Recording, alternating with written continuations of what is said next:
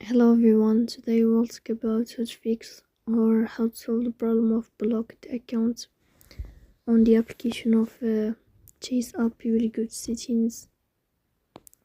In this page you will go to apps, default apps, app settings. On above you will search about Chase app and you will click here.